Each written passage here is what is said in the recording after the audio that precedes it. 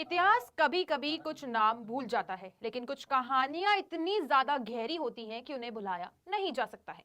ये कहानी है नीरा आर्या की, भारत की पहली महिला जासूस और आजादी की लड़ाई की सबसे खामोश लेकिन सबसे निडर योद्धा। नीरा आर्या का जन्म उत्तर प्रदेश के खेखड़ा मेरठ में हुआ था। एक संपन्न शिक्षित आर्य समाज परिवार था। उनके पास सुरक्षा थी, सम्मान था और आराम से जीने के सभी विकल्प थे। लेकिन उन्होंने आराम नहीं चुना, उन्होंने खतरा चुना। जब देश आजादी के लिए तड़प रहा था और महिलाओं से उम्मीद की जाती थी कि वे घर की चारदीवारी में रहें, तब नीरा ने वे रास्ता चुना जहां जान की कोई गारंटी नहीं थी।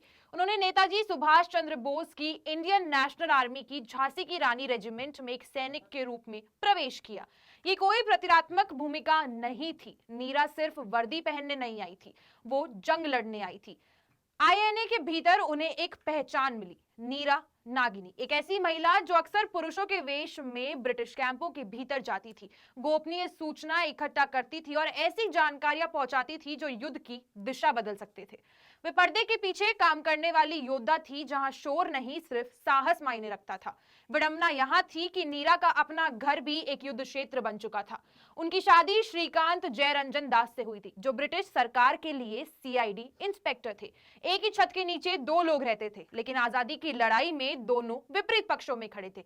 जैसे जैसे नीरा की गतिविधियां बढ़ी, उनके पति को संदेह होने लगा। अब वे पति नहीं, एक अधिकारी थे जो नेताजी सुभाष चंद्र बोस को खोज रहा था। नीरा जानती थी, अगर सच सामने आ गया तो अंजाम सिर्फ उनका नहीं होगा, पूरे आंदोलन का होगा।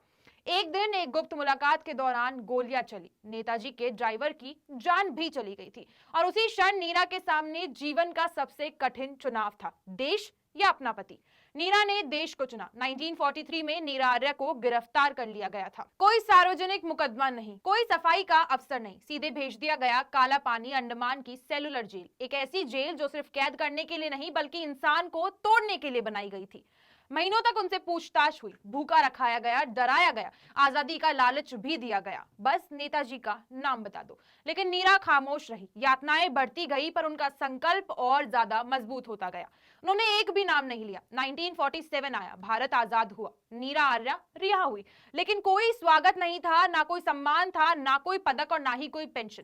आजादी आ गई थी पर पहचान नहीं मिली थी। नीरा आर्या की कहानी हमें याद ये दिलाती है कि आजादी किसी ने तोहफे में नहीं दी थी। ये उन लोगों की कीमत थी जिन्होंने सब कुछ खो दिया था और बदले में कुछ भी नहीं मांगा था। कुछ कहानियां शोर मचाने के लिए नहीं होती, वो याद रखने के लिए होती हैं। और नीरा आर्या भारत की पहली महिला जासूस, एक नाम जिसे इतिहास ने एक बार भुला दिया, लेकिन अब हम उन्हें याद रखना चाहते हैं।